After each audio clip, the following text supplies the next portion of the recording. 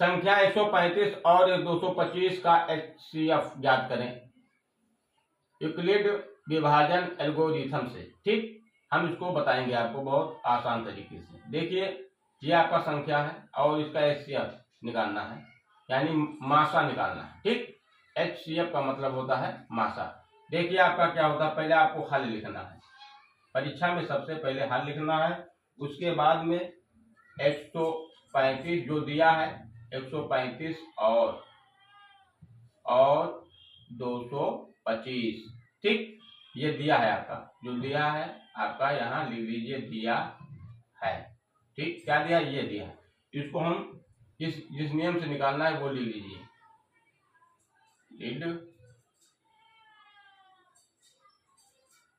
विभाजन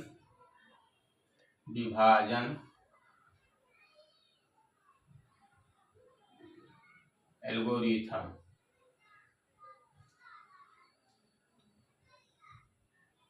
से।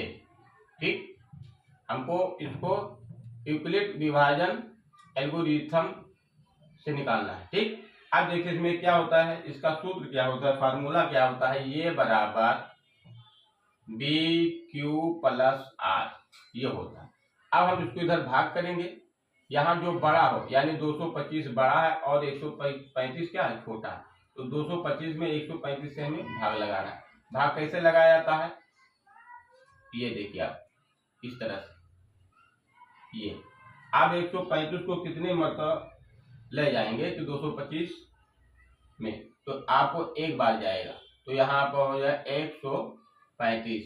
फिर क्या करना है, माइनस करना है, यहाँ आपका क्या बचा, 0, यहाँ हासिल लोगे तो 12 12 से 3 गए 9, यहाँ एक में से कैंसिल 90।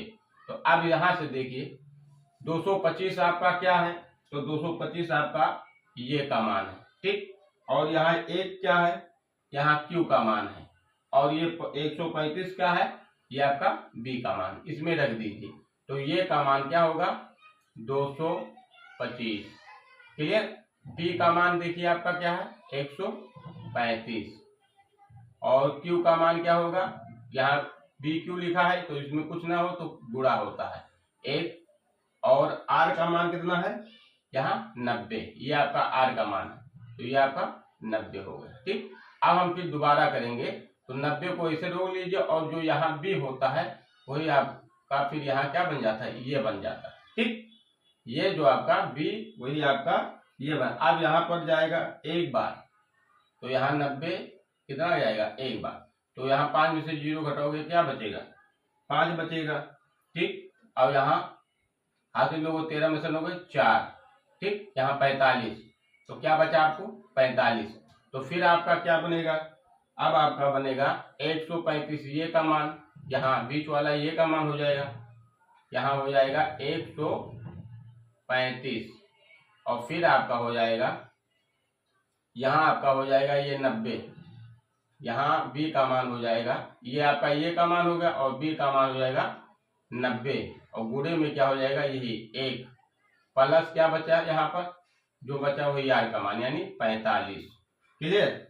अब देखिए फिर इसमें आप वही प्रयोग करिए, तो यहाँ 45 है और यहाँ 90, तो 90 को यहाँ उतार लीजिए, तो 45 दूना 90। ठीक, माइनस कर दीजिए तो क्या मिला, 0, कैंसिल कैंसिल यानी कट गया। तो फिर आपका क्या मिला, यहाँ पर यहाँ जो बीच का है वो आपका ये का मान है, तो यहाँ हो गया 90 ये का मान, और यहाँ आपका जो 45 है यह आपका B का मान हो गया, तो यहाँ 45, और यहाँ जो 2 आया है यह आपका Q का मान है। ठीक, तो यहाँ Q हो गया, और R का मान क्या आया, 0। ठीक, ये आपका हो गया 0, यही आपको लाना था। तो अब यहाँ पर जो यहाँ बच रहा है, यहाँ क्या होगा, यहाँ आखिरी में क्या बचा 45, तो यही आपका HCF होगा। HCF बराबर क्या होगा, 45, यही आपका आंसर है।